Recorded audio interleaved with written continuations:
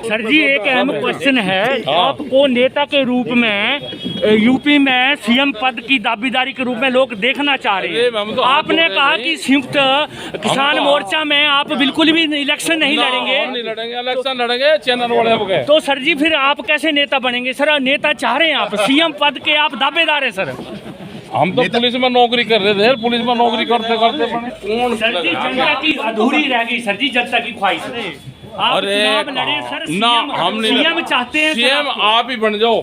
उग्राहा साहब, जोगिंदर सिंह उग्राहा जी, आप भारतीय किसान यूनियन एकता उग्राहा के अध्यक्ष हैं और 7 सदस्यीय समिति कोऑर्डिनेशन कमेटी के एक मेंबर हैं। और शिव कुमार कक्का जी मध्य प्रदेश से, आप राष्ट्रीय किसान मजदूर संगठन के राष्ट्रीय अध्यक्ष हैं और इस 7 सदस्यीय समिति के मेंबर भी हैं।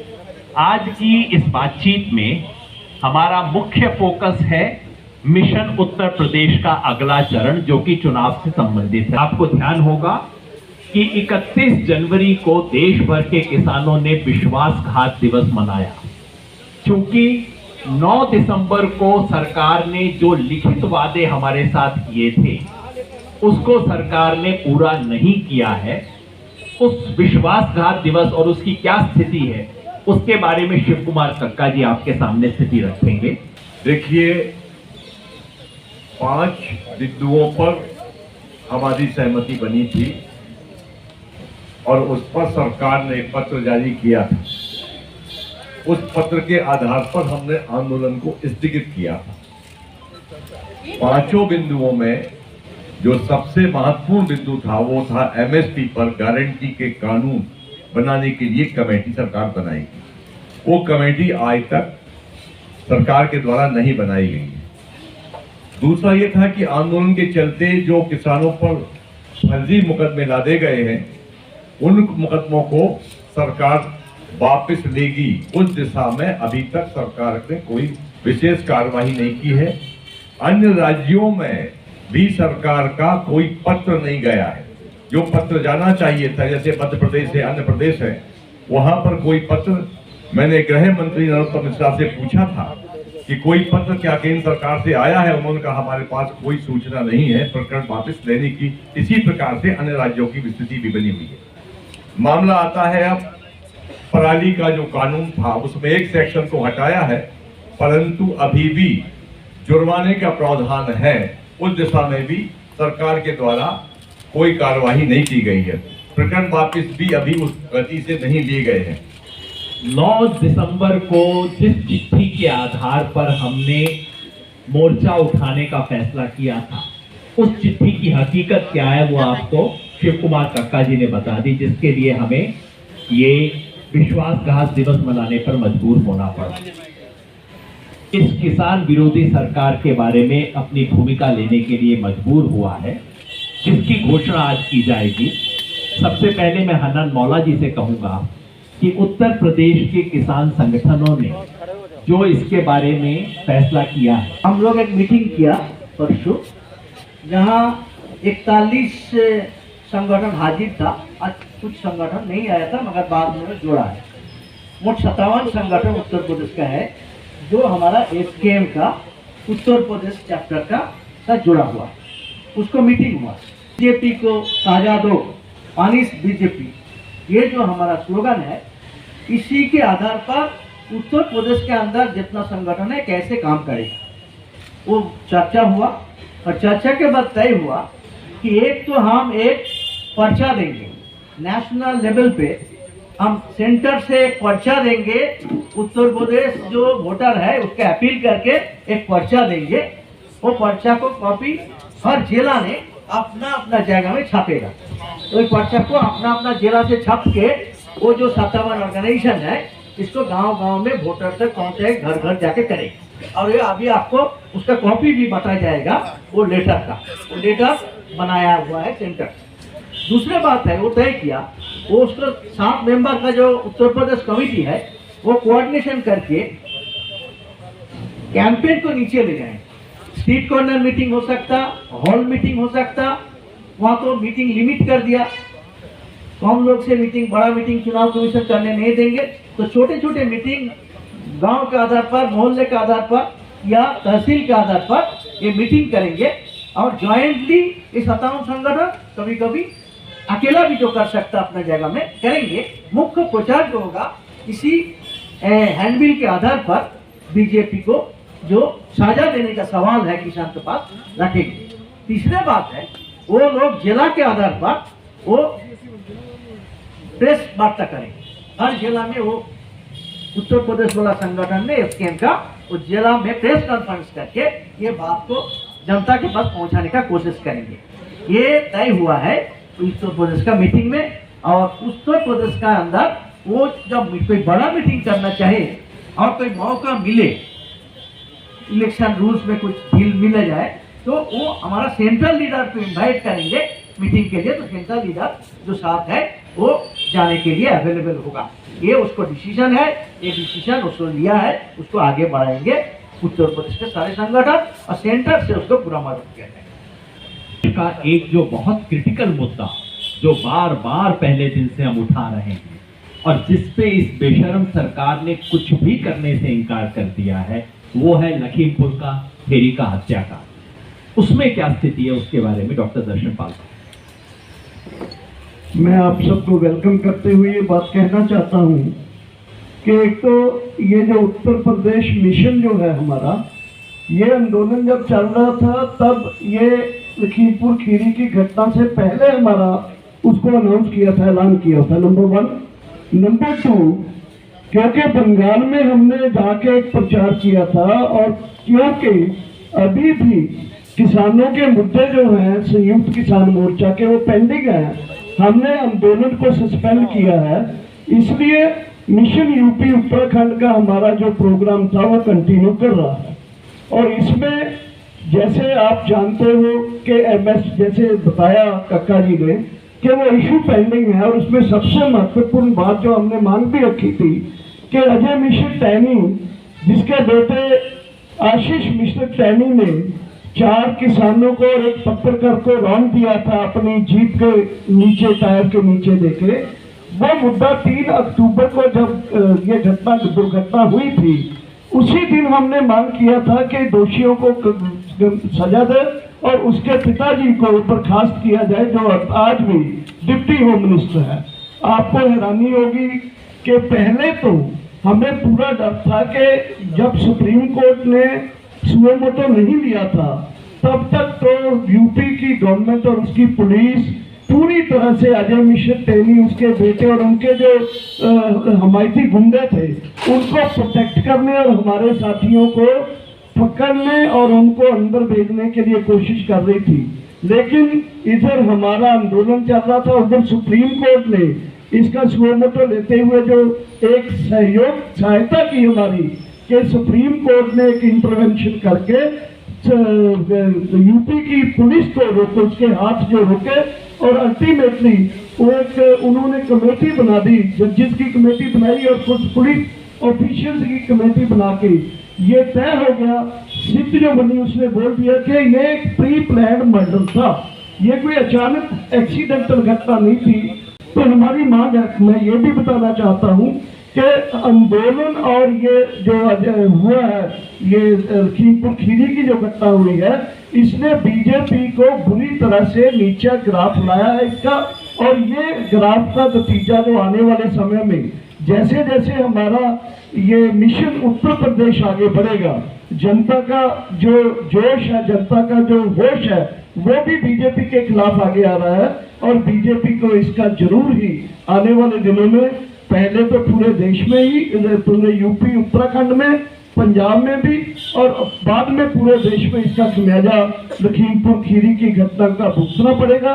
ये हम एसकेएम की तरफ से आने वाले दिनों में, जैसे हमने 31 को ये अपना वादा खिलाफी दिवस मनाया, आने वाले दिनों में आंदोलन जो मुद्दे बचे हैं उसको तेज करते हुए समेत लखीमपुर खीरी की घटना के दोषियों को बर्खास्त करने के लिए और गंभीर से गंभीर सजा दिलवाने के लिए आंदोलन और तेज करेंगे हम दिल्ली सरकार को बताना चाहते हैं। क्योंकि राकेश जी से हम रिक्वेस्ट करेंगे कि वो बताएं कि हमने क्या प्लान ऑफ एक्शन किया है उत्तर प्रदेश सरकार के किसान विरोधी रुख को देखते हुए। के बारे में बड़ी पीछे चर्चा हुई है। पिछले महीने में मोर्चा मुलतवी होने के बाद में पंजाब में जो ऑर्गेनाइजेशन कुछ 22 जथेबंदियों ने XSM के नाम पे एक पॉलिटिकल पार्टी बना ली है। उसके ऊपर हमारे ऊपर सवाल उठा कि जो आपका ये पहले से फैसला था कि आपके मंच के ऊपर कोई पॉलिटिकल पार्टी नहीं आ सकती, तो XSM बारे में आपका क्या विचार है? उस रोशनी में हमारा जो पहले का तय किया हुआ था, पहले का संयुक्त किसान मोर्चा ने, उसी के मुताबिक हमने जो वो फैसला बरकरार रखा है। हमने किसान संयुक्त मोर्चा ने XSM के साथ नाता तोड़ लिया है। वो पिछली 15 जनवरी की मीटिंग में हमने फैसला ले लिया। इलेक्शन कोई भी लड़ सकता है, इलेक्शन लड़ने में कोई पाबंदी नहीं है, पर लेकिन इलेक्शन लड़ना, पार्टी ऑर्गेनाइज करना, वो लोग दो पार्टी बनाकर इलेक्शन, जथेबंदियां पार्टी बनाकर इलेक्शन लड़ रही हैं, ये बात मोर्चे के ऊपर सवाल होता था। इसलिए हमने वो उसके सवाल को जवाब देने के लिए XSM के साथ और SSP के साथ हमने कोई नाता नहीं रखा। उनको पॉलिटिकल पार्टी है। और जो पंजाब के अंदर बहुत सारे लोग बोलते हैं भी आप जो ट्रेड ऑर्गेनाइजेशन है उनके साथ आपका, जनता के जथेबंदियों के आपका साथ नाता कैसा होगा? जनता के जथेबंदियों के साथ हमारा वैसे का वैसा ही नाता है जैसे पहले रखा हुआ था, वही फ्रेम के अंदर हमने रखा हुआ है। इसलिए ऐसा मोर्चा कहीं नहीं गया, मोर्चा बरकरार है, संयुक्त मोर्चा उसी तरह कायम है। बस जो पाबंदी थी वो साथी जो चौकता था हमारा, उस चौकसे से बाहर चले गए हैं, उसके लिए हमने उनसे नाता तोड़ लिया। में मोर्चा उठने के बाद से क्या स्थिति है और आगे क्या हमारा एक्शन होना चाहिए, इसके बारे में बात। दिल्ली से मोर्चा सस्पेंड करके उठाकर ले जाने के बाद एक प्रोग्राम आया था पंजाब में, जो सिचुएशन की जो बात आती है, तो 15 जनवरी की हमारी बैठक थी पंजाब में। 5 जनवरी को प्रधानमंत्री जी ने जो एक रैली करने का प्रोग्राम किया था, उसमें हमारा ये क्लियर फैसला था कि हम उसका डिस्ट्रिक्ट पत्रों पर, अलग अलग जगहों पर उसका विरोध प्रदर्शन दर्ज करवाएंगे। वही किया गया। लेकिन उस दिन उन्हीं की ही पार्टी के कुछ लोगों की ओर से वहाँ पे झंडे लेकर उनके बहुत करीब चले गए और बहुत तरह के मतलब वो उनकी सुरक्षा का मामला इतना ज़्यादा बवाल मचा कि प्रधानमंत्री जी को पता नहीं क्या हो जाना था। मैं ये भी यहाँ पे मतलब सरकार पे एक सवाल खड़ा होता है कि 26 जनवरी को एक लड़की के साथ इसी दिल्ली में क्या हुआ है, उस पे क्या दिल्ली सरकार, केंद्र सरकार दोनों ने क्या किया? जब पूरे देश में इसके खिलाफ आवाज उठने लगी, तब दिल्ली की सरकार, केजरीवाल की भी नींद खुली है। तब उसी के बाद उन लोगों को गिरफ्तार करने की बात भी चली है। तो मेरा कहने का सिर्फ मतलब इतना ही है कि उन लोगों की सुरक्षा का क्या हो, उस लड़की की, उन लड़कियों की सुरक्षा का क्या हो जिनके साथ ऐसा होता है। प्रधानमंत्री जी के साथ तो ऐसा कुछ हुआ ही नहीं। उन्हीं के आदमी थे, वही उनके पास गए, उनकी रक्षा करना, उन्हीं की जो गृह मंत्रालय के अंदर आता है उसकी रक्षा करना उन्हीं की जिम्मेदारी बनती थी। उस जिम्मेदारी से उन्होंने किस तरीके से जो भी किया वो उनका मैटर है, सरकारों का मैटर है। लेकिन मामला मेरा तो कहने का मतलब यही है कि उन लड़कियों का क्या है जिनके साथ ऐसा होता है।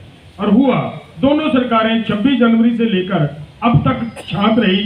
जब वो मीडिया में आई बात, वो बाहर निकली, लोगों के पास गई वो वीडियो, तब उसके ऊपर एक्शन होता है। तो मेरा कहने का मतलब यह हमारा सवाल है दोनों सरकारों के ऊपर, तो अगर ऐसा होगा तो लोगों का, देश के लोगों का क्या हाल होगा। बजट पेश हुआ, आप में से अधिकांश लोगों ने संयुक्त किसान मोर्चे की प्रतिक्रिया देख ली होगी कि संयुक्त किसान मोर्चा इस केंद्रीय बजट को किसानों से बदला लेने की हरकत के रूप में देखता है। किसान आंदोलन ने सरकार को मजबूर किया कि आप 3 कानून वापस लो। कोई सरकार होती कहती ठीक है, मेरे देश के किसानों ने कुछ बोला है, हमने वापस ले लिया। लेकिन नहीं, ये अहंकारी सरकार इसे अपनी हार के रूप में देखती है और किसान आंदोलन से खींच किसानों के ऊपर उतारी जा रही है। किसान को जो न्यूनतम ईमानदारी की उम्मीद थी वो नहीं हुई। और वो क्यों नहीं हुई? क्योंकि इनके अपने आंकड़े दिखाते हैं। 2016 में किसान की आय 8,000 रुपए महीना थी, होनी चाहिए थी 21,000। सरकार की अपनी डबलिंग इनकम कमेटी कहती है, मैं नहीं कह रहा, कि सन 2022 तक किसान की इनकम 21,000 करनी चाहिए। और हुई कितनी है? 2019 तक 10,218 रुपए हुई थी। आज की तारीख में आंकड़ा तो दिया नहीं, मैक्सिमम कर लो तो 11,500 हुई है।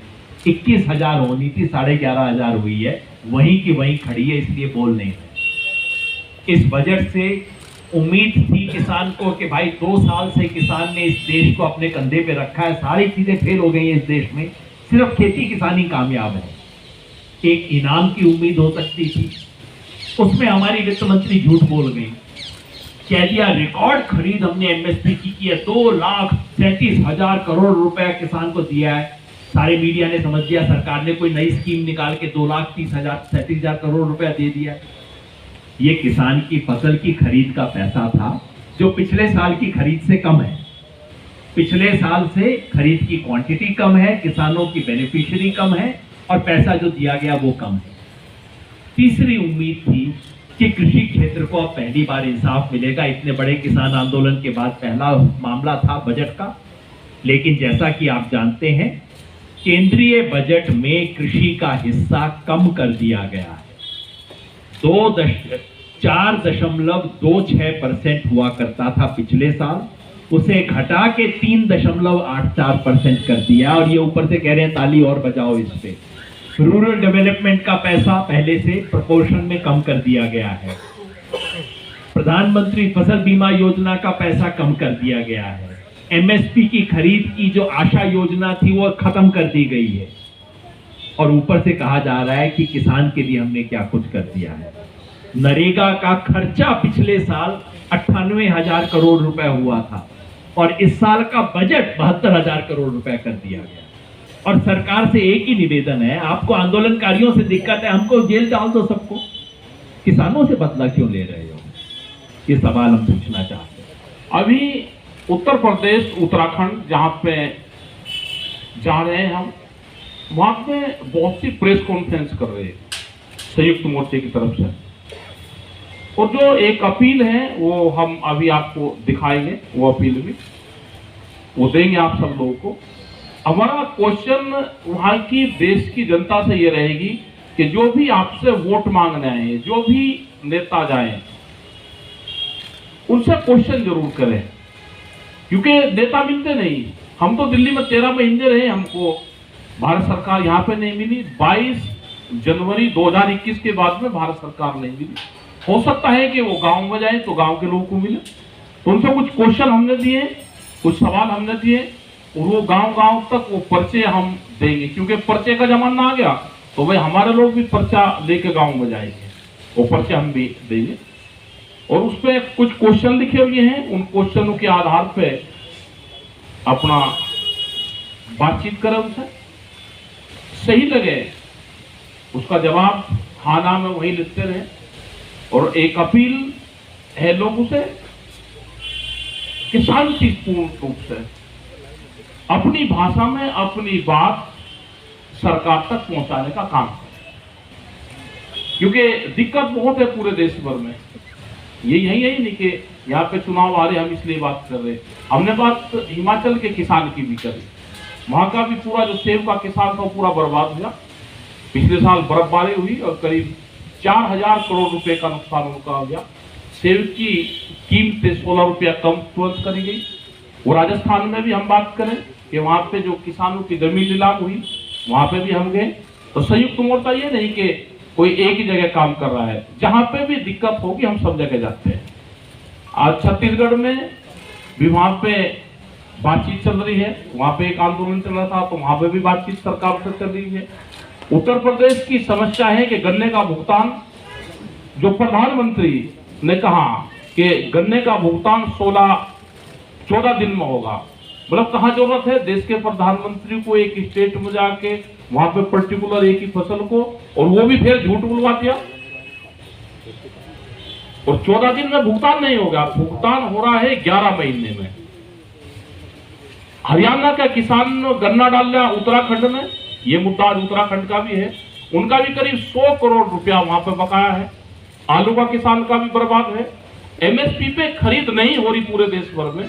वो सारे हमारे सवाल है, उन सारे सवालों को ले जाकर हम उत्तराखंड, उत्तर प्रदेश, हरियाणा, इन सब जगह पे हम लोग जा रहे हैं, अपनी बात वहां पर रखेंगे, अपनी मीटिंग रखेंगे, जनता के बीच में जाएंगे और उसके बाद में संयुक्त मोर्चे की एक बड़ी मीटिंग, उसकी डेट तय कर लेंगे, वो मीटिंग करेंगे, वो मीटिंग का स्थान वो कहाँ रहेगा वो सब आपको अगले उसमें बता देंगे, जल्दी ही वो रखेंगे। आगे की पूरी तैयारी हम करेंगे।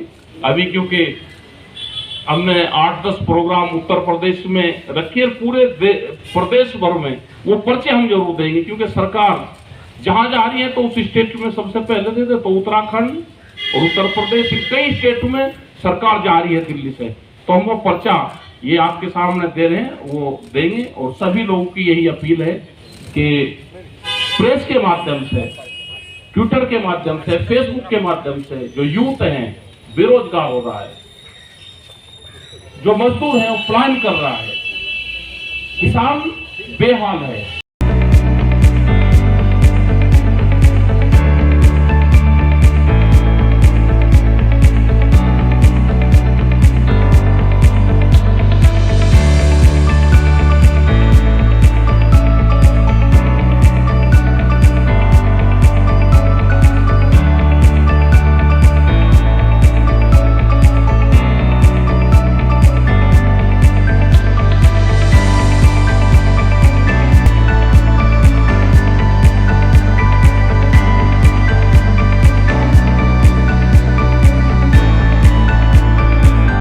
ये इसलिए कर रहे हैं कि सरकार ने हमसे जो वादे किए थे, लिखित वादे जो किए थे, उस पे सरकार मुकर गई है। लखीमपुर खेरी हत्याकांड जो कि इस देश के हर किसान के लिए एक इमोशनल सवाल है, उस पे बेशर्मी से आज भी अजय मिश्र टेनी को ना तो गिरफ्तार किया है ना बर्खास्त किया है, क्योंकि उत्तर प्रदेश सरकार ने किसान विरोधी नीतियां अपनाई हैं। इसलिए हम ये अपील कर रहे हैं, संयुक्त किसान मोर्चा के तमाम संगठन, ये जो पर्चा हमने आपको दिखाया है इसके नीचे 57 ऑर्गेनाइजेशंस का नाम है, 57 ऑर्गेनाइजेशंस फ्रॉम उत्तर प्रदेश, उन्होंने इस अपील को ज्वाइन किया है। ये गांव-गांव में ये पर्चा भिजवाया जाएगा। अब तो पर्चे बांटने का जमाना है, इस देश के होम मिनिस्टर भी पर्चा ही बांट रहे हैं, तो हम भी पर्चा ही बांट देंगे।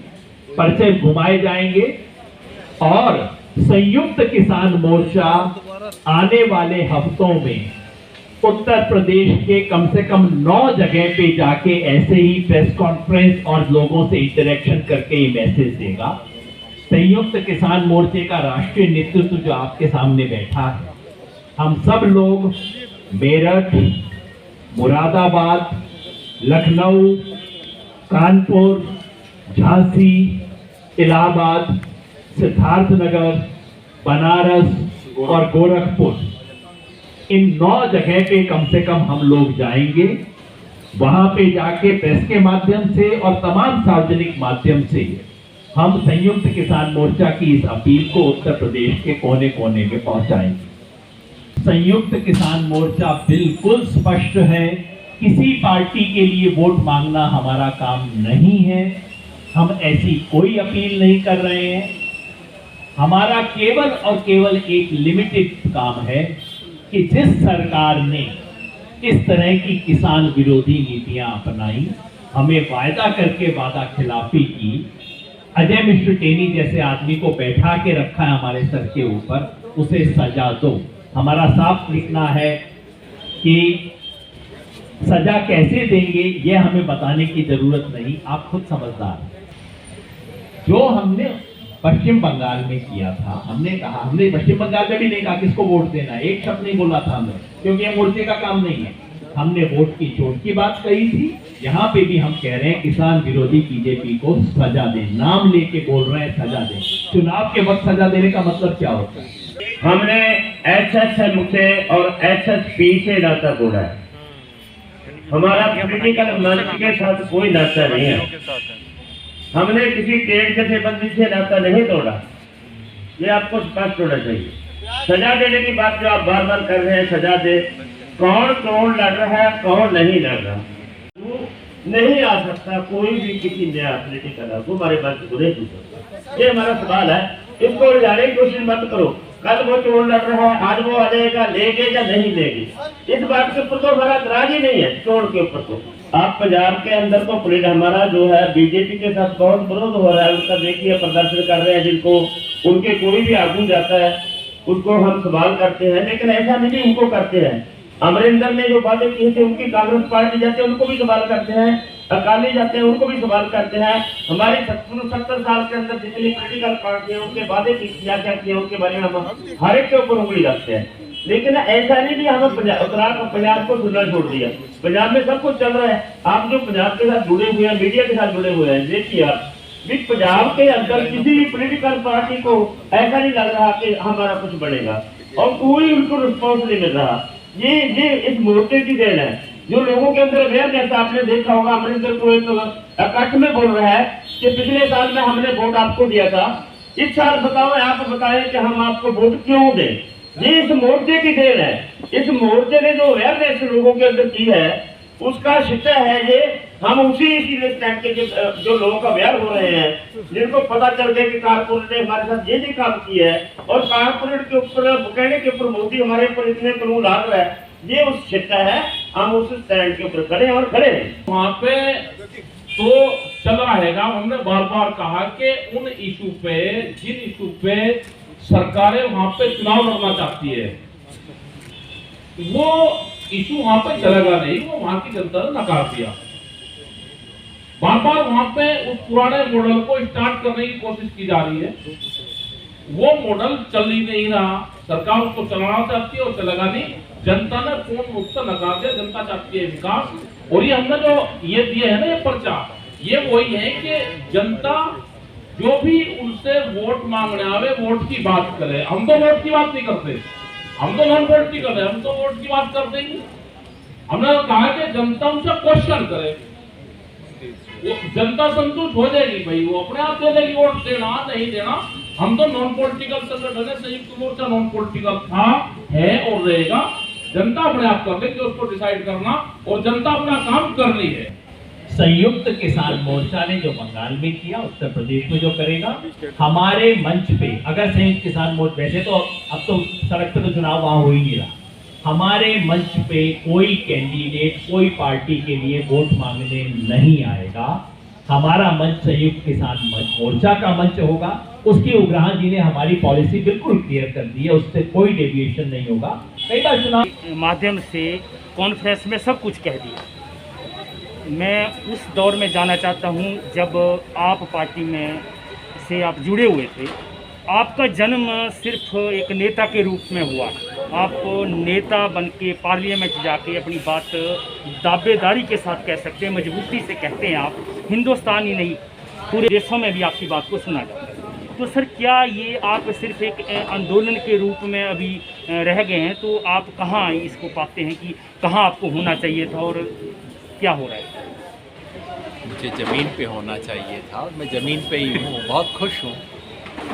आंदोलन करना इस देश में, आंदोलन से ये देश पैदा हुआ, और इस देश में ऐसा समझना कि आंदोलन काम करना छोटा काम है और संसद में जाना बड़ा काम है, ये कुछ कुर्सी पर बैठे हुए लोगों की गलतफहमी हो सकती है। जिन लोगों की दुनिया का, ज़िंदगी का सपना सिर्फ कुर्सी तक पहुँचना है, उनकी गलतफहमी हो सकती है। मेरी ये गलतफहमी कभी नहीं।